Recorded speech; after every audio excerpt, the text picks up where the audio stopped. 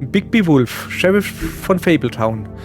Der berüchtigte große böse Wolf. Er ist bekannt dafür, Schweine und Mädchen in roten Käppchen zu quälen, aber versucht, diese dunklen Tage hinter sich zu lassen. Bigby ist nun als Fabletowns Sheriff tätig und bleibt zumeist in seiner menschlichen Gestalt.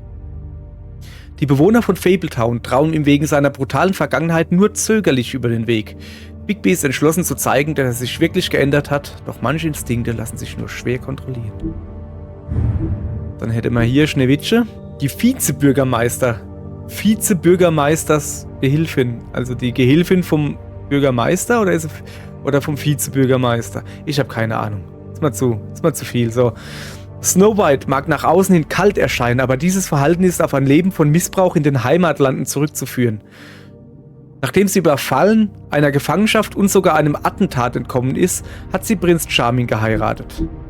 Bald darauf entdeckte Snow, dass Charming sie mit ihrer entfremdeten Schwester Rose Red betrog und ließ sich von ihm scheiden. Nach dem Exodus konzentrierte sich Snow darauf, allen Fabelwesen in der neuen Welt einen sicheren Ort zu bieten. Jetzt arbeitet sie als Assistentin des stellvertretenden Bürgermeisters von Fabletown. Der Holzfäller, gefallener Held. Der Holzfäller ist einer der wenigen, die es direkt mit Bigby während seiner Zeit im finsteren Wald aufgenommen und die Begegnung überlebt haben. Er versuchte, Rotkäppchen zu retten und schlitzte dem großen bösen Wolf mit seiner Axt den Bauch auf. Dann füllte er ihn mit Steinen und warf die Bestie in den Fluss. Ich dachte in den Brunnen, egal. Seine Beliebtheit ist, zu seinem Missfallen, geschwunden. Selbst sein Name ist in Vergessenheit geraten und er ist nur noch als der Holzfäller bekannt. Faith, Eselfellmädchen. Faith, auch als das Eselfellmädchen bekannt, hat den Exodus aus den magischen Heimatlanden nur mit ihrem Ehemann und dem, was sie bei sich hatte, überstanden. Sie war einst eine wunderschöne Prinzessin, die mit Prinz Lawrence aus dem benachbarten Königreich glücklich verheiratet war. Ihr Leben hätte ein fröhliches Ende nehmen sollen, aber die weltliche Stadt New York war weder ihr noch ihrer Ehe gewogen. Ohne Geld musste Faith sich selbst verkaufen, um die Miete für ein billiges Apartment am Stadtrand von Fabletown verdienen zu können. Sie hatte ein beschwerliches Leben, aber sie tat, was sie tun musste, um in einer unbekannten Welt zu überleben. Dann hätte man hier noch Belle, die fürsorgliche Ehefrau. Belle und ihr Ehemann Beast lebten einst in einem verzauberten Schloss. Sie waren gezwungen, aus den Heimatlanden im Exodus zu fliehen und mussten all ihre Reichtümer zurücklassen. Jetzt leben sie in einer bescheidenen Wohnung im Fabletown, New York. Es herrschen schwere Zeiten. Beast muss mehreren Jobs nachgehen, um die Rechnungen zu bezahlen. Trotzdem lebt das Paar in der längsten Beziehung von allen Fabelwesen. Dann hier Beast, das ist der besorgte Ehemann. Beast und seine Frau Belle haben alles zurückgelassen, als sie im Exodus aus den Heimatlanden geflohen sind. Ohne seine einzigen Reichtümer muss Beast zusätzliche Arbeit nachgehen, um über die Runden zu kommen. Er kann sich ohne Glimmer meist unauffällig in Fabletown bewegen, aber wenn Belle zu wütend auf ihn wird, nimmt er langsam eine immer bestialischere Gestalt an und ihm wachsen Hörner und große Zähne. Gelegentlichen Streitereien zum Trotz sind die beiden wirklich ineinander verliebt und sind in der längsten Beziehung von allen in Fabletown. Mr. Toad, Slumboss. Mr. Toad ist der Hausmeister für ein stillgelegtes Wohngebäude am Rand von Fabletown. Als eine 1 Meter große sprechende Amphibie ist Toad nach Fabletown recht verpflichtet, seine Familie und sich selbst mit Hilfe von Glimmer als Menschen zu tarnen. Das Problem ist, dass Toad sich kaum Gedanken darüber macht, was denn gerade Gesetz ist. Deshalb muss er ständig daran erinnert werden. Dann hätten wir hier den Colin, Couchsurfer. Colin ist besser bekannt als eines der 3 kleinen Schweinchen. In den Heimatlanden wurden sie vom großen bösen Wolf schikaniert, der Colins Strohhaus umgepustet hat. Nach dem Exodus wurden Colin und die anderen Fabelwesen, die nicht als Menschen durchgehen konnten, zur Farm im Norden des Bundesstaats New York geschickt. Colin kann das langweilige Leben dort nicht ertragen und wandert ständig nach Fabletown, um Bigby zu ärgern. Er wird immer erwischt und zur Farm zurückgeschickt, aber das hält ihn nicht auf. Ichabod Crane, Fabletowns Vizebürgermeister. Aha.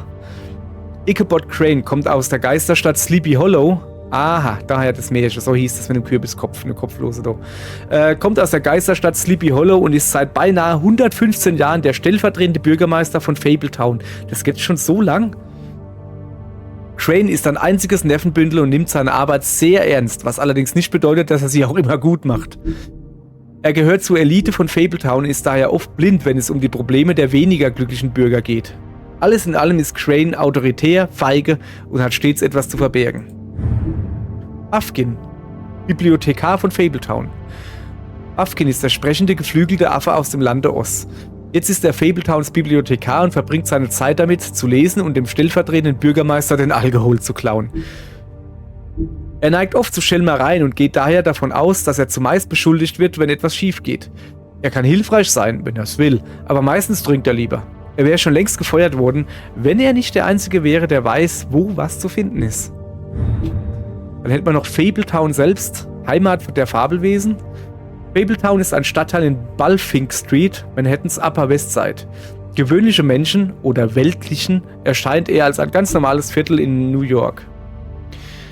In Wahrheit jedoch leben dort viele Fabelwesen aus unterschiedlichen Welten und im Verwaltungsbüro bei den Woodlands befindet sich eine gewaltige Höhle, eine umfangreiche Bibliothek und hunderte magische Gegenstände von enormer Macht.